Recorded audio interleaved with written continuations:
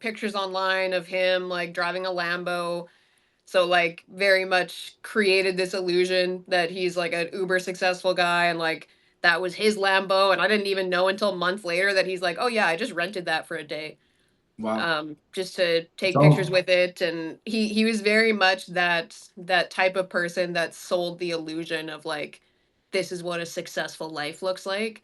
And again, it was so interesting because like that was my like first experience, so in some ways it kind of like set the bar for me on like what it looks like to run a successful business. yeah. So it was very interesting, and I feel like I did come away from that being a little bit jaded. I definitely thought that like, oh, this is how people like run coaching and consulting programs. Like this is the kind of shit that people do. That's wild. But yeah, definitely to this day I've never worked or collaborated with somebody that was operating at that level of deception. But yeah, that one story that I mentioned in the article, like my partner and I still talk about it to this day. They're like that one call. And the thing is, the guy that he had sold to was his friend. Like they'd been friends for a long time. And he basically talked him into giving him like 20% equity in the company and all this shit. And then the call ends and he's like, "Yeah, we're not going to do any of that." And we're like, "Oh fuck. Wow. Okay." What made that guy so good at sales? Was he just like making people buy into his deception of like being rich or whatever, and that you can get there too? That's the main thing. Yeah, I mean his background was in like Instagram growth. So like he knew some Instagram tactics to help people grow. And like I don't get me wrong, like he definitely had skills that made him money at some point. And then he created this program around helping people blow up their business on Instagram. And it's just that he started like offering people services that he had no intention of fulfilling for, that he didn't actually know how to fulfill for. He would like throw things at us and be like, "Yeah, you guys do this," and we're like, "Well, that's not really what we do. Like, we don't know how to do that."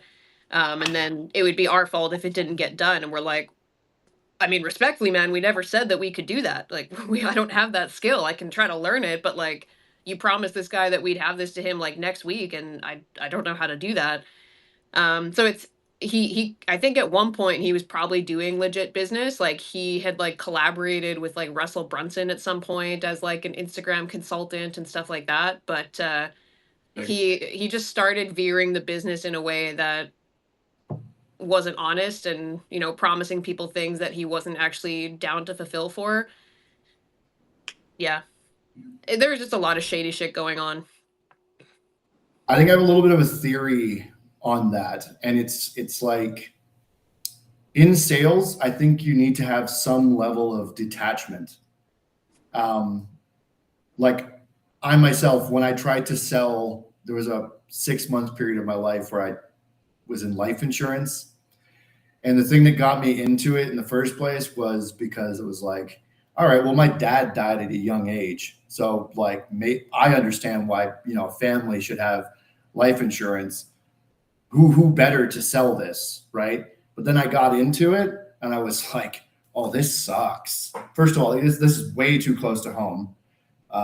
Second, like this is just a tough sell. Nobody wants to talk about this this subject, and it's even harder for me too because because it hits close to home. And like there's other things I've sold, like ghostwriting, for example, right? I don't have any moral like nothing is holding me back morally from selling ghostwriting. I don't have any moral sticking points with it. Like it's personal brand growth and it's content and I don't and these founders and CEOs don't have the time to do it themselves. For me, it's very simple. I don't have any moral sticking points with that. That's really important, right? And the guys who like are, oh, I could sell ice to an Eskimo, bro. Like, yeah, you probably can because you have like no moral code. Yeah. So like if a guy can sell anything, absolutely anything, like bro, I multi-level marketing, no problem. Like, just the scummiest, shadiest offers, and he can sell those. Yeah, like it's because he has no moral sticking points. And I'd say that's a bad thing. But that doesn't mean that he can't go on to make a boatload of money just because he has like literally no moral compass holding him back. And that's probably the kind of guy who that guy was. Yeah. Yeah, I would agree. I think like for me, like when I got offered a sales role, the only reason that I took it was because I had gone through the program that they were asking me to sell and I'd had success with it. So I was like, "Oh, I can do this by just like talking about it and sharing my experience." But on the other hand, like that panel that you and I participated on, Mike, where I think part of what they wanted us to do was like promote the tool to people and like try to get people to buy it. And I was like, I've never used this tool. And I don't want to become somebody that's like promoting things to people that I have zero integrity in. Like I don't know if it's good. And thank God, because now I definitely wouldn't support that company. But yeah, I agree. If somebody says like, oh, I could sell anything, I'm like, oh, okay, so you don't have to have integrity in what you're selling. You're just down to sell. Good to Yeah, know. you could sell anything because you believe in nothing. Hmm. Like you, yeah, like you have no moral code, nothing. Hmm. Um, Yeah, and there's like an illusion as well because we were kind of like talking before we went live of the first time you start seeing people making like big money or whatever when you're kind of like newer in the game, you could be convinced that because they're making like good money that it must be ethical. So like the first time that that illusion kind of like that bubble pops for you, it can feel kind of um, disheartening uh, when it does pop, but then it's good for you like long term. Because I had a similar thing. It was actually more in like a corporate 9 to 5 sales role where like these guys were making money and they were also promising like huge commissions if you could sell one of these deals. But it was selling like electronic billboard space to like Fortune 500 companies, and which is that's perfectly fine. There's nothing like wrong with that product. It's just that what they were telling you to do was like the most unethical sales practices like ever, in my opinion. So that was one of those like bursting that bubble. Just because these guys make money does not mean they're good people for Hmm. me. I almost wonder how sustainable it is too. If like that, the guy that you mentioned earlier that was screwing people over, that everyone wanted to sue him. I mean, at some level too, that quality of life wouldn't be really ideal for myself. I would not wanting people. I don't want people going after me and trying to sue me when I'm just trying to do a business. So like, I feel like that would like, I don't know. Some people just probably have like more could deal with anxiety more, or just don't give a fuck. And I'm just not one of those people. So I don't know personally how maybe they're more sociopathic or something, where they just don't really give a fuck and don't have any morals or any conscience. Yeah, I think some people are just really good at like keeping emotion out of it. And I think that is like a skill that a lot of people in business develop to an extent. But the thing that I always think of, and I can't even remember like when I first started thinking this way, probably when I started like posting a lot about business, I was like, I just don't want to operate my business in a way that I would be like afraid for people to find out about. Like if there's something about the way I'm doing business that I feel like I need to hide from people because I'd be ashamed if everybody knew it, then I probably shouldn't be doing it that way.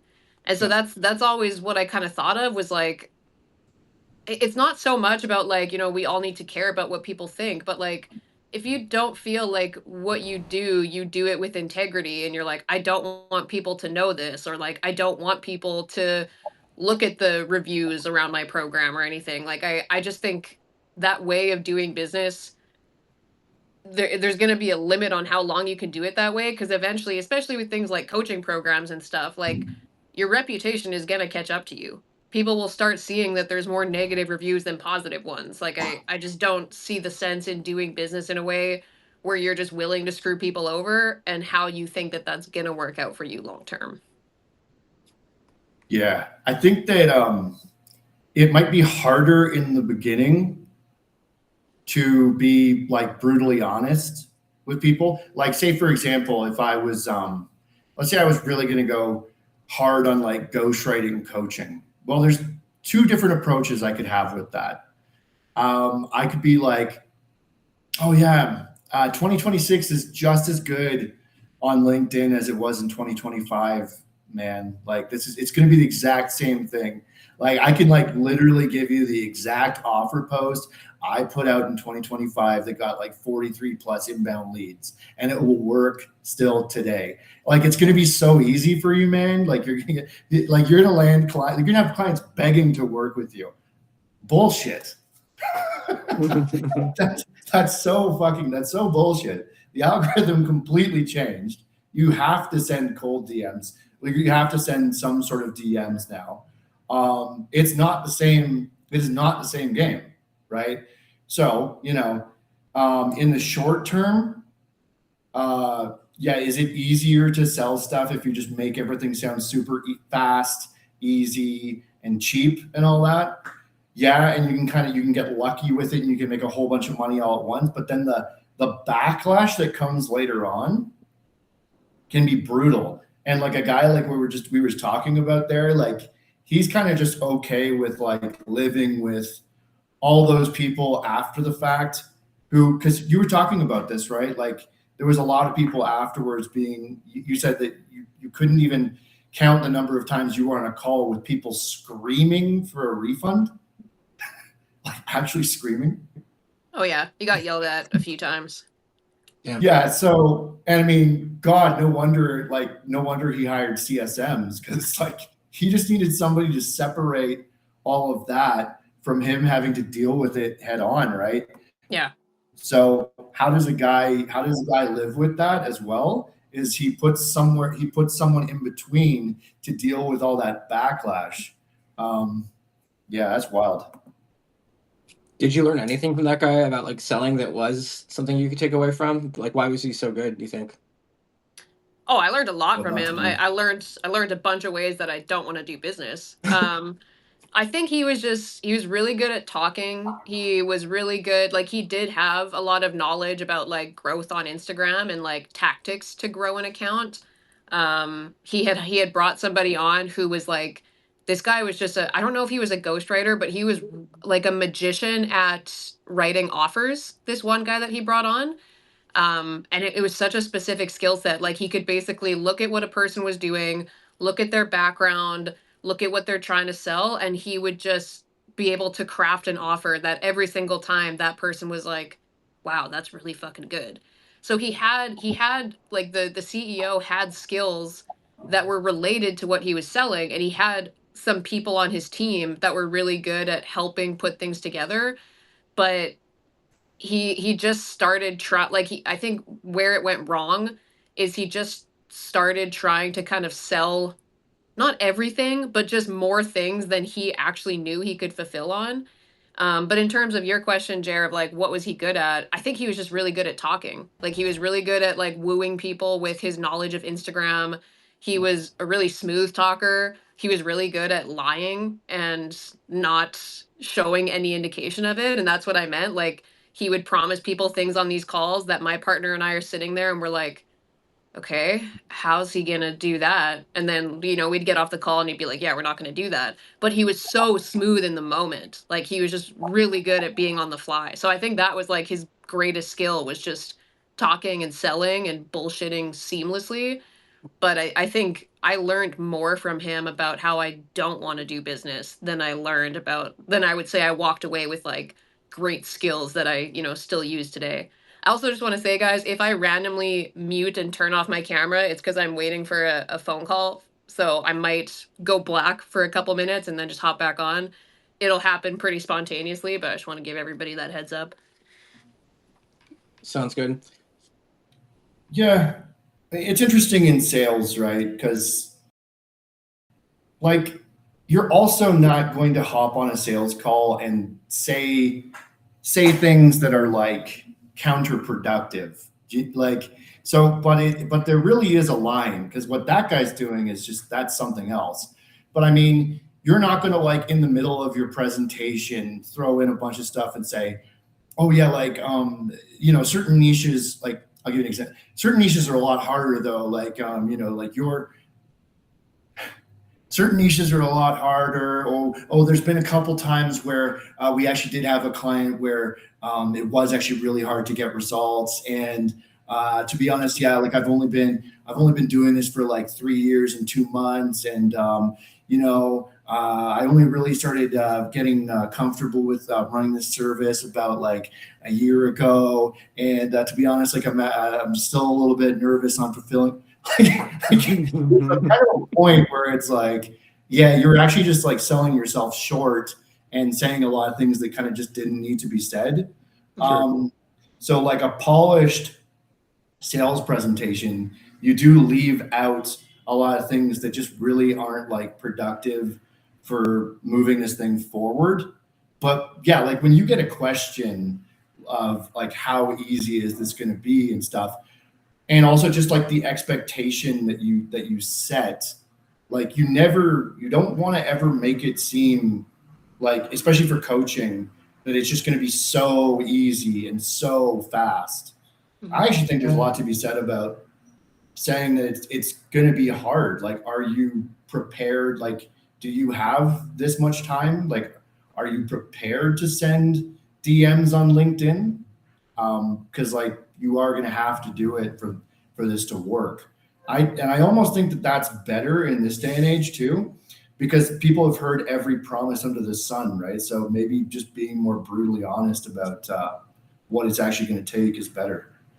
Well, and especially when you do a service like what the three of us do, where like it is a relationship and it's pretty unlikely that you're going to bring on a client that you need absolutely nothing from and they can put in zero effort. So it's worth it for you to have those hard conversations because you're like, look, man, I don't want to sell you into this. And then you don't want to do the things that actually need to be done in order to get this result. So, like, if you're not down to send the DMs or if you're not down to like, get on an interview for 90 minutes a month, then like that's cool. This probably isn't the collaboration that you're looking for. But I think going back to something you said before, Mike, I actually think I like now I trust people more that are straight up about like not only the like what you were talking about with LinkedIn of like it's not how it was a year ago. You know, this post that I did in 2025 that got me 40 plus inbound leads doesn't work today. So I'm Yeah. not going to sell you on it and say that it's going to work today because it's not.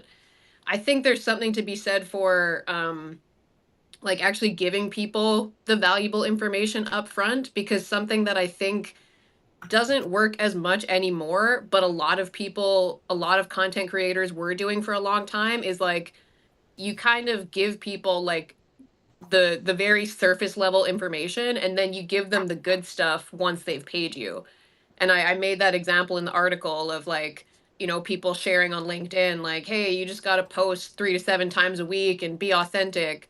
But then you get into the training and you realize, oh, there's actually a whole bunch of tactics that these people use to grow that they just weren't sharing online. And granted, obviously somebody's not going to post on LinkedIn about tactics that go against LinkedIn's, you know, rules. Like I totally get that. But I think when I see people like I think Tay Lin does a really good job of this where he just like kind of gives you all the information. He's like, this is exactly what I did, this is exactly what worked, this is exactly how you can do it. And he's not coming at it from a place of like, oh no, I can't give you everything because if I give you everything, you'll have no reason to pay me. I actually think a lot of times it works in the opposite, where like if people feel like you gave them something really fucking valuable for free and they're like, wow, I can't believe you just gave this away. Like I implemented it and it was really helpful. I'm way more likely to want to pay that person because I'm like, well, if the free shit was actually valuable and it wasn't just like surface level bullshit that didn't actually help me, it was like they gave me the real goods, imagine what paying them will be like. Like it's probably going to be even more valuable. I think people are kind of starting to see past that, like, you know, giving them like just skimming off the top for free and then being like, no, the good stuff, the real valuable stuff is in my course. I don't think that works as well as it did like 2 years ago. Yeah, that's true. I also think that courses are just generally worth a lot less in this day and age. Like, I mean, I personally, I do love the idea of just packaging knowledge into a course and selling that. But I think that what people do want more these days is help with the implementation, and that is where like the real struggle usually is, and why people want coaching and consulting. Because I can even speak for myself. I've purchased way more coaching and consulting than I've ever purchased courses. I personally, I think I purchased maybe 2 courses in my entire life. One was like a $70 like affiliate marketing course. I didn't even go through the whole thing. I made it through like a couple modules, a couple chapters, and I just didn't pursue it further. That was way back. And then another one was Iman Gadzhi's like $1,000 agency incubator program, which I did go all the way through. And I do feel like it was a bit of a crash course in sort of like the social media agency space. But yeah, like, yeah. So with what Talon does, for example, I would agree. He does give away a lot. There's been times where he's given away almost entire blueprints, right? And yeah, like, would that stop me, like personally, from taking him up on coaching or consulting in the future? If the offer like seemed right and it's what I want to do, honestly, it would not. It would not, because you're just going back to one of his old newsletters on like, say, Substack growth, or like how to run an email newsletter ghostwriting business. That's not going to, it's not, even if he laid it all out, it's still not going to teach you everything you need to know, because it's going to depend so much on where you are right now, and being able to hop on to a call and say, this is what I've done before. This is who I'd like to work with. What do you recommend for me right now in this moment? That's where the real value is. Going back to what you guys were saying earlier too, I'd rather someone just tell me the truth. Like Talon's really good at being like, I can't promise you you're going to have success. Like, I don't know, like your offer, your business. I've heard him say that before to people on calls. And I think that's a lot better to like just be like honest, and like, I don't really know your business and your, all that.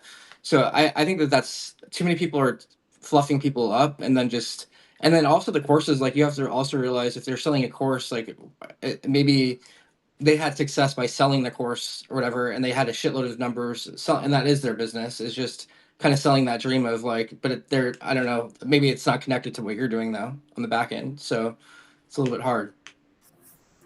Yeah, we have a comment from Ahad said that that approach around giving everything away works really well in coaching offers. Most people, even given everything, won't execute. The coach helps get them over the line usually. That's actually a good point. And I think that's kind of how a lot of people will structure like going from complete stranger to like their high ticket thing is like, okay, I'm going to give you this like free first step and it's going to be really helpful. And a lot of people will use that as like a lead magnet, like give away the first step for free, and then they might have a low ticket thing that like gets them to the next phase. And then if somebody goes through that progression, then you kind of know that by the time they get to your higher ticket thing, the fact that they've gone through the free lead magnet, the low ticket thing, not only do you know that that's like a very qualified lead at that point, but like they've already proven that they're taking the actions to get the most out of what you've given them.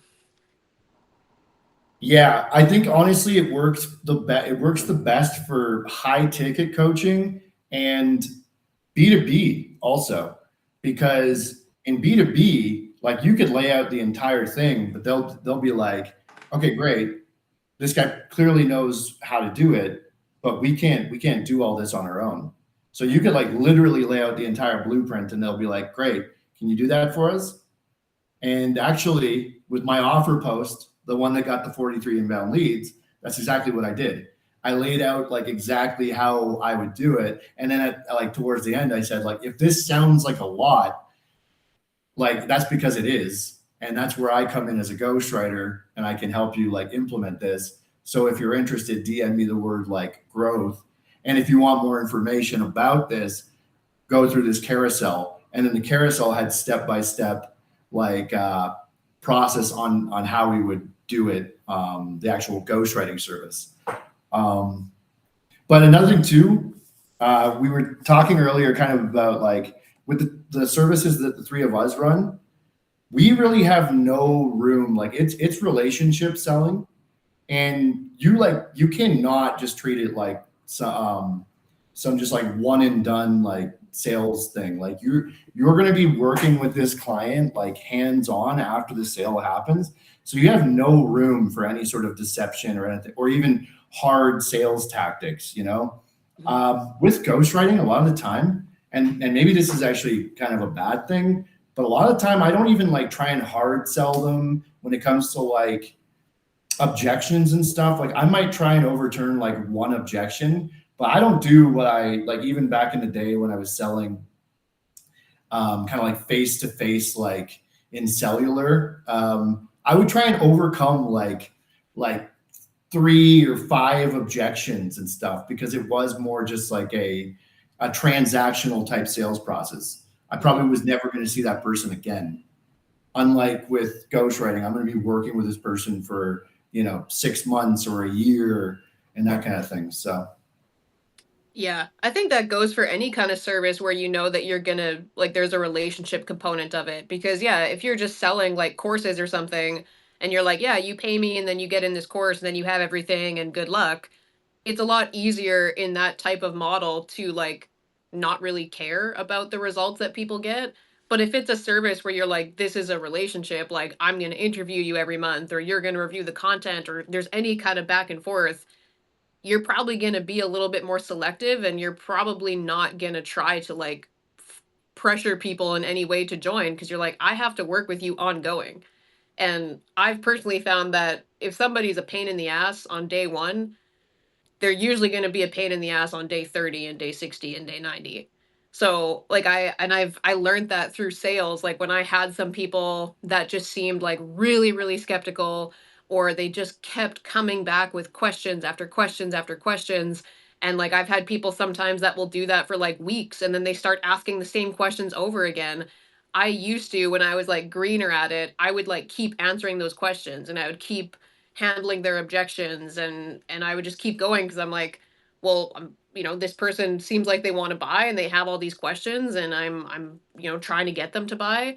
But I realized that when somebody's doing that where like they're too scared to make a decision and they continually just keep coming back with more questions, more questions, more questions, there's usually a really big self-doubt there. I find it usually is a self-doubt. It's not so much like in the program. It's usually more of like a I don't know that this is gonna work for me.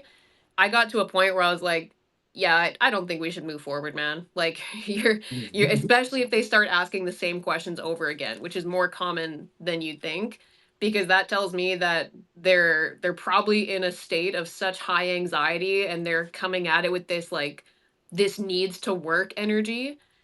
If they start asking the same questions over again, you're like, yeah, man, I think that we should just go our separate ways because like we've been talking for weeks.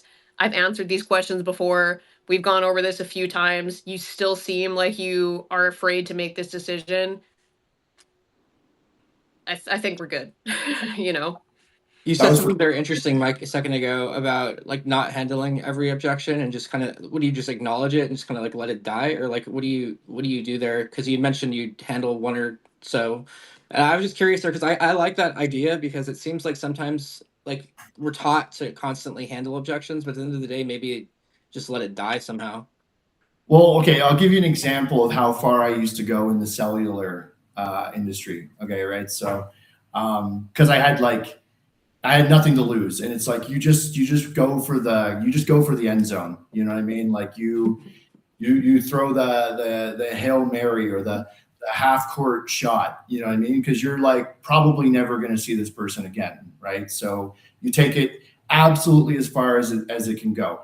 But with ghostwriting, that more like soft selling and kind of preserving the relationship at all costs is more kind of like the strategy, because you don't want to like burn.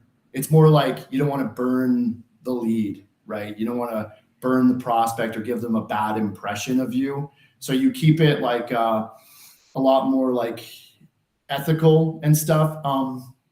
Yeah, like in cellular, I'd be like, they'd be like, okay, great. Well, I just have to think about it. I was looking at some other companies. I'd be at that point, I'd be like, oh, okay, yeah, I totally understand. Of course, you always acknowledge first, like, totally understand. Just out of curiosity, what companies have you checked out? Because I can, since you're here right now, I can probably tell you some things about how their offers or packages compare to ours, and I might be able to save you some time there, right? So then, and then they tell me like, oh yeah, I'm like looking at like Rogers and Bell. Okay, interesting. And I'd start telling them things about like Rogers and Bell, which were true, right?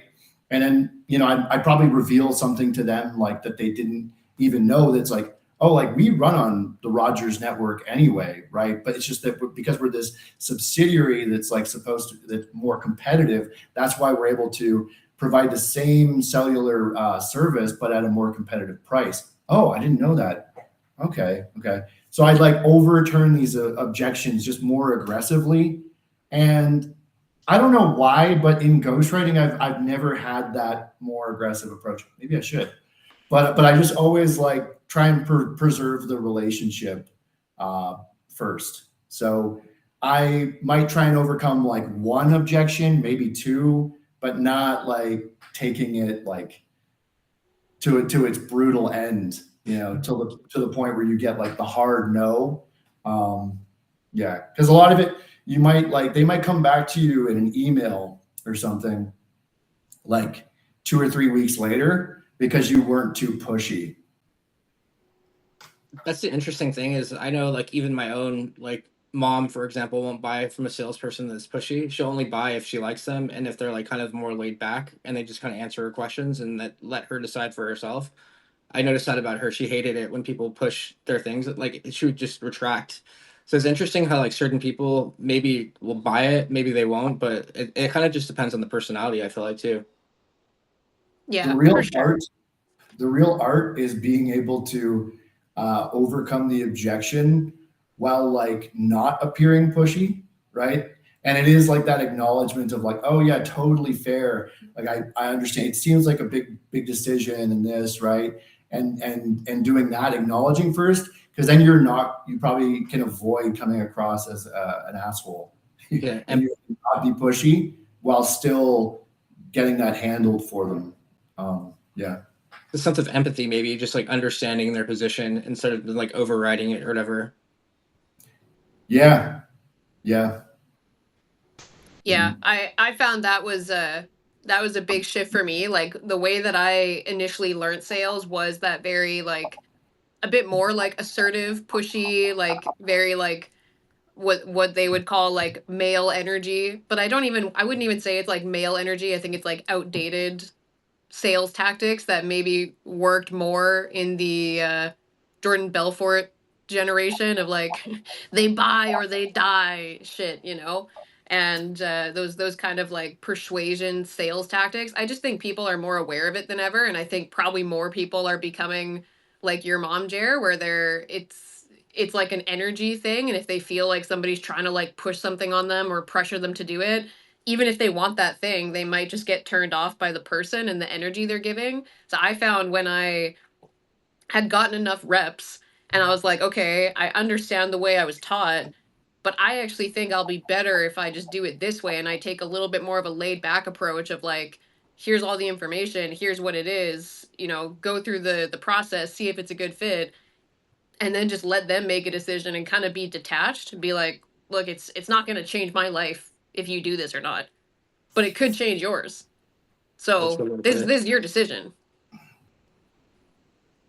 A lot like Jeremy, your mom probably would buy from Jordan Belfort though. Like if that guy called your mom up, like everybody's mom, anybody would buy from that guy. Like he was doing it at a like I know that a lot of people would say he's a criminal and stuff. Um, but like when we're just talking about like Sales the skills. art, like the art of the sale, that guy is actually a genius in sales. Like, and he has that charisma that I think that very few people would actually be able to avoid buying from that guy. Like, I think he really actually truly was a master. He definitely got into some very morally questionable business, But at the same time, too, I think actually a lot of those firms were involved in a lot of shady business. And I think that he was maybe one of the smaller ones where I think they kind of took him out. Some because like the bigger ones like Morgan Stanley and those ones, like if he was doing that kind of stuff, do you really think that they weren't maybe doing some of that stuff too? Right. So I think they might have sacrificed him as like kind of the low man, like the lower man on the totem pole. It's like, let's take this guy out and throw him under the bus, right? When I don't really believe that like Morgan Stanley and some of those other ones weren't also doing shady business. I mean, I think they're still doing very shady stuff, like with all their derivative trading and all this stuff. What's so interesting to me about Jordan Belfort is that he basically like rose to fame after that. Like they put out The Wolf of Wall Street, and then you learn that like no, this was a real dude, and he's basically built a whole career off of having done this and this reputation, and he's kind of one of those people that people either love him or hate him. There's not a lot of people that are like lukewarm about him, especially when you like watch that movie and you learn his story. You're like, wow, this guy did some wild shit. But it's hilarious that like he has not only managed to like bounce back, I think he's actually like he's Real probably more popular. successful now. It's like Martha Stewart going to jail and now hangs out with Snoop Dogg and makes weed cookies, like that type of Yeah. thing, whatever. Yeah. That Total scene, rebrand. that scene Great though, with example. Leonardo DiCaprio and the Lambo, like going crawling down the stairs in the Quaaludes. That's one of my favorite scenes. That shit is hilarious. That movie is a classic. Okay. Say what you want about Jordan Belfort, but please at least acknowledge that movie is a classic. Okay.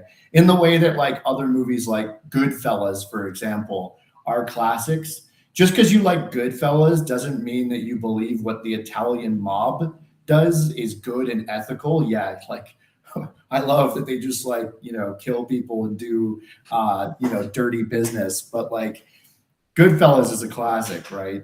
The Godfather, Wolf of Wall Street. Hmm. That reminds me of Sam Bankman-Fried too, that guy that rose to fame. That his parents were like Stanford professors. He went to like MIT. He was some like whiz kid crypto guy. Then he ripped off the entire market, and then like now he's in jail. In like a jail over in like New York, I guess, with like Puff Daddy and Luigi Mangione. So it's crazy. Some of these people that just do these crazy deceptions, and because he had the pedigree background of like MIT, I think you just automatically go, oh yeah, the guy's clearly smart. I was bamboozled by him myself because like the media was talking about how like he was some whiz kid or whatever. Then he ended up being a fucking criminal. So like you never fucking know. Like which is it kind of goes back to the conversation earlier about these deceptions of like renting a Lambo and like renting a helicopter and then having like these creating this image so that people buy into this image and then you suck their money out of them somehow by like buying into this image because you're going to get this too. Yeah, I think the thing is though is that like people have been doing that for years now, and I think people are so much more aware of it. So I don't think that like a photo in front of a Lambo today goes nearly as far as it would have like 5 years ago, because Sure. people are so aware that like, oh, he could have rented that for the day. He could have just like walked up to somebody with a Lambo and been like, hey, can I take a picture in front of your car? Like I don't think that kind of surface level, superficial shit carries the same weight that it did a couple years ago. I think people are getting way more invested in like what you say and the takes you bring and how much value you actually give in your content. Like I'm sure there are still people that thrive at like selling the dream. Like I've seen creators on LinkedIn that literally have built their business off of saying like I work 1 hour a day and I fly first class everywhere I go and I've built this 7-figure business, and they have a huge following and they sell courses, and by any measure from where I stand, it seems like they've found a way to be successful off of that. And me 2 years ago probably would have bought into that and like bought their shit and been like, wow, teach me how to do that. And this is not me saying that like they're faking it in any way. I don't know. I haven't actually like dived into it, but it just doesn't allure me the way that it would have 2 years ago. And maybe it is like the skepticism that I wrote about in the article, but like I just don't think that me personally, I'm as easy to sell the dream to as I was a few years ago.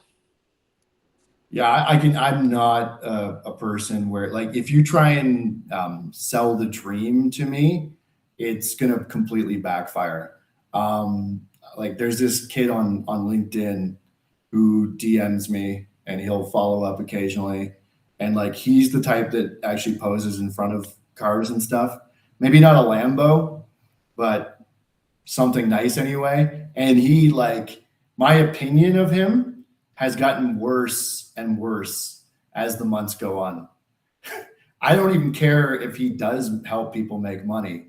Like, my impression of him is just like, you are like such a snake oil salesman type. Like, you're so fake. You are this like sell the dream type. And I think, yeah, now I think for a lot of like, it's a deterrent to a lot of people now, posing in front of the Lambo and that kind of thing. I I love think that this entire live just turned into like ethical sales and that.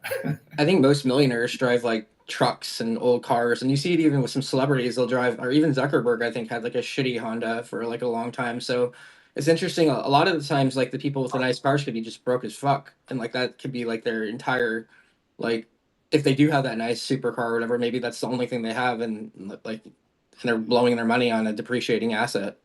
Yeah, I remember Alex Hermosi did a post about that where he was talking about like the car that he drives, and he said that, like, I don't know if this was his theory or if it was something that he's found to be fact, but he's like, if you see somebody driving like a souped up car, that person wants you to think that they're rich. He's like, the rich people that I know drive like Shitty cars. $30,000 cars. Like, We all bought from Dakota, and like Dakota never, he never tried any of that stuff, right? Like, even like his sort of travel lifestyle or whatever, he's never like led with that as the thing, right? Oh, because I got into ghostwriting or something, I'm able to just like travel the world. Like, that's never been the main part of it. In fact, the reason we all bought from him is probably just because he actually seems more like a down to earth guy who is just kind of like more of like a friend type vibe, who you probably said to yourself, oh, this would be a guy I'd go for a beer with or something. I'd hang out with this guy. You know what I mean? That's really more like what his thing was, and kind of like maybe the promise of like that you could do this too if you put in the work, right? Um, yeah. yeah, I think like for me personally, when I think about like people that I've bought into, or like I've bought their courses or I've bought their trainings, it's always somebody that I feel like I relate to them in some way. And not that they're necessarily like, oh, this person's exactly like me, but they either like communicate in a very down to earth way that I relate to, or they like, share their failures, which I relate to, or they have like outlooks on life and business that are aligned with mine, or they have morals that are aligned with mine. Like, that I can't speak for everybody, but personally, the people I buy from are the people that I like resonate with and relate to in some way. So if somebody's selling that dream of like, I run a 7-figure business and I work 1 hour a day and now I'm flying all over the world and I fly first class wherever I go, and you can be a lazy millionaire too. I'm like, there's just nothing in that that's relatable to me. For sure, that's like a dream, but like nothing you said there I actually connect to. I just feel like you're trying to sell me a dream that Well, you are the doesn't feel believable. you are the product at that point, because you're buying into that product and making them rich by Yeah. buying into that story, and that's how they're making their money, Hmm. which is interesting when you actually see right through it.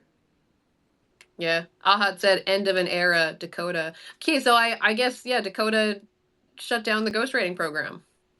Oh, you didn't really know much about this, or? Mhm. Yeah. Yeah, I was on that last call. I just, decided to pop in, and, yeah, could tell 5 minutes into it where the conversation was going. Mhm. Yeah, yeah. Interesting. Did he say what made him decide to do that? He just didn't want to do it anymore? No, biggest thing is that he's now working with his wife to I don't even want to say to help her build her coaching business. It's more like they're just partners now, and I mean they're husband and wife, so of course they're partners. But it seems more like a complete partnership now in the business, right? Mhm. And I can understand even just from a context switching standpoint, because in her coaching business, right, she already had one to begin with. They have like a lot of the like same philosophies and stuff, but with different names, right? So like the gap framework would be called something else, right? I've seen that in different coaching programs. Uh, One lady I was working with, like as a ghostwriting client, had something very similar to the gap framework, but she called it like reach, beach, and teach. Reach is like your growth, beach is like your personality content, and teach is like your authority content, right? So this is not like something new, but like from a context switching standpoint, if he's teaching in her program and they're calling it like the world building method or something, and then constantly context switching back would be, well, I'm sure he can handle it. But yeah, he probably wants to go all in and just focus on that. And they're working with a different clientele too. People who are already making about 5 to 20K in their business and want to scale on Instagram through personal branding, and probably a lot of focus on video as well. Hmm. She's really good at video. She cracks me up. I saw one of her videos this morning, and she was talking about like giving people like blue balls, and like she was like grabbing the balls and like talking about it, and then holding like the like just holding the sauce. So later, I was like dying though, because like some of the shit she says is hilarious. Like she's definitely got like crude personality, but it works for her. Yeah, I feel like that would work for Dakota as well. Yeah, Dakota has that as well. Yeah, yeah. Yeah, it's a And good I've match. met him in person, and it's definitely what he's like in person. Nice. That's Yeah. awesome. Actually, something that Dakota said in one of his posts that just kind of like I thought of when you think about relatability. There was one post he put out. I don't know when, but he talked about how at one point he chose a job like working at Domino's or something like this, where it was just like so mind numbingly like boring and easy to do that he was able to kind of like build his Twitter business or brand on the side, because he was essentially able to even like write tweets and stuff while at work. And I remember, see, that was like super relatable for me, because I remember when I was in my restaurant marketing business, when I kind of first started doing social media for restaurant clients, I stayed in this one particular job that was like mind-numbingly boring 9 to 5, right? And kind of like used it to bridge the gap. And once I got like, a few clients, then that's when I actually like fully like quit and moved on. Right. So I understood exactly what he was talking about there. So yeah, something like that, the relatability of that, I think is the better way to go now than posing in front of the Lambo. Yeah, 100%. I agree. It's interesting because like I feel like today there's more people than ever trying to build businesses online. And so everybody's like trying to find a way to stand out. And I think the thing that a lot of people gravitate to that marketing kind of teaches us to do is to like, like focus on the success stories because you want to like sell people on you in a way. Like you want them to buy into what you're offering. So you're like, well, I should talk about like what I've done and like round the numbers up and dress it up and all these things. And people use it as a way to try to stand out from each other. But I know we've talked about this before. I've personally found that like that stuff can work. And I think it is valid to share like what you've accomplished, especially just for no other reason than like you should be proud of it and you should share it. But I think when I started sharing more of like the in-betweens of the wins, like the ups and the downs, and not just sharing the downs after I was through them, but sometimes sharing it when I was like in it.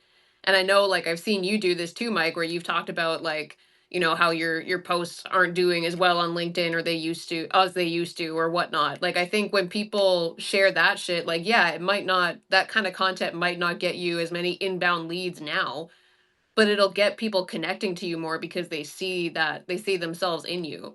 So I think this it goes back to what you're saying before of like the whole kind of tactic of like marketing yourself in that like kind of success story type of way and only sharing the good parts and rounding the numbers up and giving people that like generic advice. I don't know, I don't think it works the way that it used to. It's also a hard position to defend once you're in it. Like if you're talking about making 20, 30, 40,000, $50,000 a month or whatever it is, and then like having to defend that over time is not easy either. Yeah, and I mean, like, I get it that nobody wants to like market their failures. Like, nobody's gonna put on their sales page the refund stories. Like, like I'm not under any illusion that like that's what people should do because the counter side of that is if you're sharing the down points or let's say you make a post and you really lean into it and you're like, yeah, business is like really low right now, then like that's something else you have to defend if you happen to like have a sales call later that week. Like now that person might be wondering like, well, should I work with you? Like you said, business is really shitty right now. Like there's there's pros and cons to everything. So I don't know that I have like a perfect solution. And I'm not saying that people should go out there and, be sharing the shit stories way more because you have to then craft a way to bounce back from that too, because every like failure story you share is something that like in the back of your mind you're like, okay, well how would I address this if like a prospect brought this up on a sales call. So there's strategy to the sharing on both ends, I think. Yeah, like it's way more common that you'll see like the zero to hero or like, failure to success arc. Mark, Because, for example, if you just end it on failure, yeah, you don't often see that. You don't often just see like, oh yeah, my business is completely shitting the bed right now. Yeah, actually, we're down like 300%, and yeah, actually, you know I'm going into debt right now as well. Actually, my wife just left me. I'm really just questioning my entire life right now. Hope you guys are having a better day. Yeah, anybody want to work with me? Yes, name the shittiest time in your life.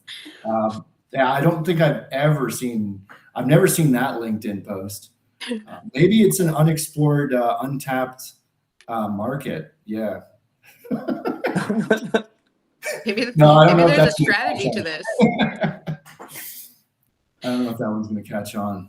that's There needs to be some hope at the like, even if it's just here's everything that's going wrong, but here's exactly how I'm going to change it. Hmm. That could be good. I Yeah. think even Kalen has done that, or people have done that one before. Because Yeah, then or it's like here's what I learned from this. yeah, yeah, yeah. Even if there was a super valuable takeaway of like, yeah, here's everything like, and because of that, here's everything I'm not going to do, Yeah. and how it's going to be different going forward. That Yeah. that could also work. Yeah, that's how I often think of it because I really like sharing the shit that didn't work out because I just think like that's the kind of content that like I wanted to see when I was in that phase of like I don't know what I'm doing. I hope this works out. What if they say no? Like I just always think about like what did 2 years ago Kelsey need to hear. So I actually made a post this week in a business group that I'm in because I find that a lot of people really, really, really struggle with getting the very first client. And that's like something I love to talk about is like for anybody that's like trying to land a client right now, especially the first client, like, so what if they say no? Like, are you going to die? Are you going to completely give up on your business? Is like your dream of being your own boss just going to go out the door if this one random person says no to you? And then I shared that like this happened to me this week. I sent this guy a message. It was like a very genuine message about like what I liked about his content and his story and why I wanted to work with him. Honestly, it was probably a bit too long, and he just responded to me a few hours later and was like, "No, thank you." And I was like, "Damn. Okay." happens. And Shot your like shot. yeah, there was definitely like a couple minutes of like a pity party of like fuck, but then I was like, all right, well, keep going. And then literally the next day, oh shit, I'm getting a phone call. The next day, I get on a call with somebody that's like, Kelsey, this is exactly what I want. I was like, you just have to keep going. I will be actually, yeah, I gotta hop off quick, guys. All right. Sure. Later. Yeah, it's interesting. Like, I think that DMing, like when I was first doing DMs again, like I was a little bit nervous about getting rejected and like kind of like wondering, like just feeling a little, I don't know, it feels a little desperate sometimes when you're doing DMs for some reason. But at the end of the day, I feel like you just kind of get into it and get over it and just say, fuck it. Like, I'm just going to try to have as many conversations as possible and not even necessarily try to sell, but just try to like have conversations is like the mindset that I have these days. Yeah. Yeah, what Kelsey was just talking about there too, with like, especially when you go like longer like that, which sounds like what she did, where she maybe, it sounded like this is somebody she really wanted to work with. And she also probably communicated that too. Yeah. And then to hear no Yeah. probably It's a little harder. does, a little bit more. Yeah. Cause it's somebody you actually did want to work with and you kind of told them that. And, so Put herself and out then the there. thing about that is like that would also be kind of like reason what you can take away from that is that even if it is somebody that you do really want to work with, still always keep it a little subdued. Not just because like from an ego standpoint, but because we do tend to like it's like if somebody came into your DM and they were like too overly and I'm Excited. not saying this is what Kelsey did, but Right. like too overly complimentary, you tend to it tends to shift this a status thing. You know what I mean? So Yeah. sometimes being more subdued is actually better. Yeah, I also think that like just not pitching too early on. I think that when I was first DMing people, I was kind of doing like a pitch right away. Now I just try to make an observation and get them talking, and then like kind of like have a natural conversation because DMing can be a little bit exhausting. I try to just like set like a timer, and then just kind of go through it and be like, I'm just gonna do this for like an hour, see if I can get through as many people as possible, and then just stop because it's one of those you talked about context switching earlier. I feel like if I don't do it like right away, I'll just get into my head and won't do it at all for whatever reason. That's why I try to like just get into that zone. Is that what you do too when you're DMing or like? Well, I've been out of it for the last couple months, but I think if I was to go back to it, well, first of all, I think you definitely have the right approach. Set a timer and just Go barrel for it. through it or whatever. But I think if I was to go back to it again, I would actually try. I'm curious if the pitch slap actually maybe works better than people think it does. I'd be curious to try it out again, but not like what was something that's a little bit personalized, shows that you've checked out their business, but also gets like right down to the point and offers some sort of like value proposition or something like this. Like the way that you do with your like free video, Right. right? Something like that, where it does immediately get down to the point. Here's what I do, and we always and what we do this like special offer of this free video. Is that interesting to you? Because I think that I've even seen it sometimes when I was doing the cold DMs and stuff. Like, is that some people have a natural like they kind of don't like the over personalization. Like it can go to Too deep. like where it's I even there's people who teach it on LinkedIn and stuff, and you're drawing from like where they live and stuff, and it's like, oh, see, you're in the San Francisco, the Bay Area there. I have a friend who tells me the restaurant scene there is great. Been meaning to get. It's like a Yeah. lot of Too CEO much. founders like don't want to. They're not looking for a chat, right? So Like a pen pal or whatever. You know what's funny is I actually DM'd. I pitched this lady or not pitched, but like had a conversation with this real estate lady. I kind of offered mentioned a video that thought about it, like, hey, have you considered creating this video or whatever? And she actually invited me back onto her podcast, which I thought was random because it's just weird that like I went in for one thing and it came out something else. So I think that there's always like regardless of like if something happens or not, or if like you get a lead or a deal or whatever, like it still ends up working out to some sort of degree, because I wouldn't have had that podcast interview if like I didn't reach out to her. She didn't want what I had offered her, but something else came out of it. Yeah, like I mean, yeah, and like let's look realistically here at what you're really doing, right? Or what we're really doing when we're sending a cold DM. We're talking about somebody who doesn't even know who you are, aside from maybe they accepted the connection request, right? Yeah. So there's some level of familiarity, right? But they don't like fully know your brand. They don't fully know what you do, and you're whether you go like the hyper personalized route before you ever get to what you're actually talking about, or you go with the pitch slap or the value prop. Let's just call it a value proposition right off the bat. You're talking to a complete stranger here and asking them to understand what you offer right off the bat. So of course you're going to get a mixed bag of responses there, and like some people need what you want or need what you're selling, and other people have no need for it, right? Yep. So of course you're gonna hear no's. Like Yeah, it's just part of the game. I'm kind of used to it now. I kind of try to like lay in the middle, like good or bad, like just a response is a response. I'm actually happy if they tell me no, because at least that way I'm like, at least now I know where you're at or whatever. But if you were to do like a pitch slap, like you'd mentioned, like what would your pitch slap be for like ghostwriting? Like how would you approach that if like you were to do that? I thought of something recently, and maybe I actually took some inspiration from what you do, but it's like saying something like, for example, that you would offer them, like maybe what I would offer them is a 15-minute interview call or something, right? Or maybe you could say half an hour because 15 is really short, right?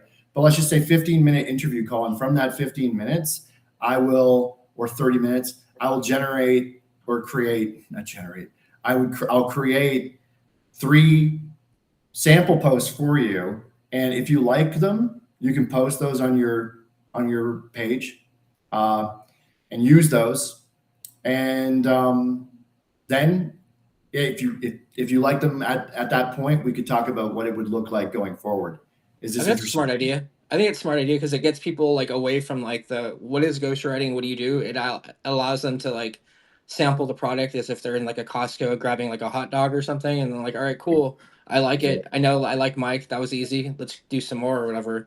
That makes I it love makes the sense. Costco samples example. Actually, that's great because yeah, how many times have you said yes to that? Right now, you don't Yeah, always go and buy that product that they're giving away samples to, but does it increase the potential that that person might go and then pick up that actual box or that actual product that they're giving away free samples of? Absolutely, absolutely. you So mentioned something earlier too that like sometimes we're getting into this zone now on LinkedIn where we're having to like DM now, like the content might not be enough to like generate enough. I've always thought it was kind of like a combination, especially for earlier creators and people that don't have as big of audiences. But if that's the case, do you think that are you changing on sales calls to telling people they might need to do DMs, or that the ghostwriting is just there to build your brand and to like get people to know who you are and to accelerate sales as they happen, or what does that look like now? Out of curiosity, because it seems like it's kind of evolving. yeah, that's pretty valid. I mean, the strategy that kind of works now from a content perspective on LinkedIn is that you don't like because LinkedIn just really they put something in their Throttle. algorithm where it's like if you try and sell like it, the strong CTA and stuff like that, it just does not it seems to get flagged Very. and pushed down in the algorithm. Like that's not just like a theory. Like I've just seen it. Well, it is my theory, right? But it's based off of like trying it time and time again. Like after I saw it starting to fail and those posts not working as well, to still continually try and do it just to confirm that this really has been a shift, Yeah. and it 100% has. At least, Oh, yeah, for yeah. sure. I had a post the other day that had a link in it that talked about like kind of it was kind of like a low key pitch or whatever. I don't do them that often, maybe like once a week or once every couple weeks, but it completely got buried. Like it didn't like it just it's interesting like how a lot of this, even like a year ago, like it was a lot easier to get a lot more reach. It seems like they've throttled the algo like a lot, like the last couple months. Yeah, so probably it's just made LinkedIn like most of the other platforms where you'll have more success like driving to an email list and then pitching at a later point, right? Or warm warm DMs is another thing that, people talk about as well, because it's like, so you put out that content that doesn't pitch too hard, right? And is just like valuable or entertaining, or a personal story, and you get engagement on that, and then you DM the people who are engaging with that because they're like familiar with you, right? So I've seen that as well. As some guys on LinkedIn, they say that what they help their clients with is like, maybe they're a ghostwriter and they also help their clients with like warm DMs. So, and I don't know if they are doing that as a done for you service for their client, or if they're just maybe doing, and this could be the smart hybrid, is like they do done for you ghostwriting and then they consult with their clients on how to do these, like the warm DM aspect of LinkedIn, which I think has become way more important now. Would you like to be like, have you ever thought about, I know that you have like clients that you coach. Would you rather do that, or would you like to have like a hybrid business where you do a bit of both? I, Like I you, think I am kind of moving more towards maybe the coaching and consulting thing. Done for you. I don't know if a lot of people talk about this, but done for you is like, there's a lot of that goes into that. Like there's a lot of like energy that goes into create, like, maybe it's just 20 or 30 LinkedIn posts, right? But like there's a lot that goes into that. Yeah. it was mainly also just dealing with the person's expectations on the other end, and like how, I guess, chill or not chill they are. Because if it's someone that's like a, I don't know, like a micromanager, or someone that's got like OCD, or and they want to like manage every post or whatever, I could see it being a real headache. I actually had a client that was like wanting me to upload different fonts for his videos, and then like hated all the fonts and hated all the designs, and like we're just going back and forth for like ever, and we weren't ever gonna get anything done. So like I had to like fire him. But like it was like a weird situation where I was like, I'm not going to be able to make this guy happy, because I knew that he was just super OCD, and he was like, oh, I took this class one time about fonts and design and like da da da da da, and like you just knew that that he was going to have an opinion about everything that it literally had nothing to do with the content. Yeah. And I also, I said something a little bit wrong there. I left out something as well with say it's like 20 to 30 LinkedIn posts. Okay. Okay, so that's just like one deliverable. I'm really like underselling that. Like I said, I talked about the energy that goes into, say, done for you services. So let's look at everything else that goes into that for like a ghostwriting business. Okay, so you got the interview call, right? So you got to show up with like great questions and all this, and then as you're asking these questions, you have to like on the fly think like a strategist and be like, oh yeah, that there, yeah, that's Yeah. that's a LinkedIn post, right? You have to spot those moments. So it's very like that's a very active process. There's a whole art to it and all that, right? So that's one thing, right? And that might be like an hour and a half, 2 hours of your time. Okay. Now you move on to actually creating the content. So now from that interview call that you have, of course, this is where you can make really good use of AI and actually not lose anything in the process, because you have this transcript, PDF of the transcript. You feed it into like Claude or something like that, and you want to pick out like the best like 15 to 20 or 30 ideas from that transcript, right? And you're only pulling from that transcript. Great. So AI can speed up that process, right? You might not even have to, since you just did that interview call, you might not even have to like listen back to the transcript, like, carefully. Oh, and how do you say that there? That, I mean, that's still kind of like the real expert level ghostwriting, is you probably will listen back for the nuances and like the tone and how the person really said that, Yep. beyond just what AI is able to pull from it. Okay, so now you've batched all this content. Okay, so yeah, you've written the content. Now there's like the feedback feedback and revisions process, and that's where it can also get messy depending on how high maintenance the client is and all this. And once everything is approved and all that, now it goes to a graphic designer. Now graphics are being made for it, and then there's the scheduling, and like, okay, now are you also going to do engagement for the client on that platform too? Like, so it can become this like huge service. Like back when in 2025, when I was like, especially when I was running with that like 1,000 followers guaranteed per month offer, it was a production. And it's like on the flip side, you could just be a consultant where they are doing it all themselves and you're just kind of giving them the help with the implementation of it and the information and the wisdom and this that they need to do it better themselves. That's way less heavy lifting. Right. Yeah, I know. It seems like it's a lot of work to do all that. I can imagine like that it'd be hard to take on. You need a little bit of a team behind you to do some of this stuff. It seems like a designer, and yeah, it's a lot to manage. I could definitely. It's definitely not an easy business to, I suppose, to deliver on. Yeah, and I have been actually thinking more about that sort of like coach and consultant positioning. I had a night a couple days back there where I was like, yeah, maybe I should just honestly position myself, yeah, like LinkedIn brand consultant or something. Maybe that should be the new words in my bio, right? Something a lot more along that line.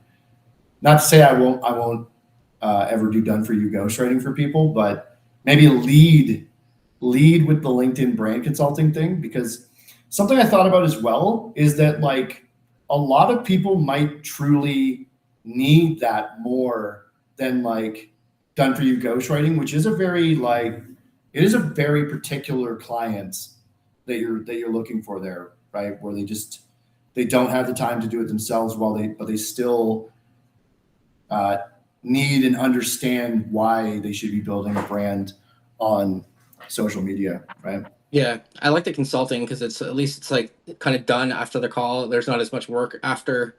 I don't know. I could see why you'd want to go that other route. But yeah, man. I got a jam. I'll see you next week. Yeah, sweet. Awesome, All man. right. See you. Have a good one. Take Bye, care. everyone. Bye, guys.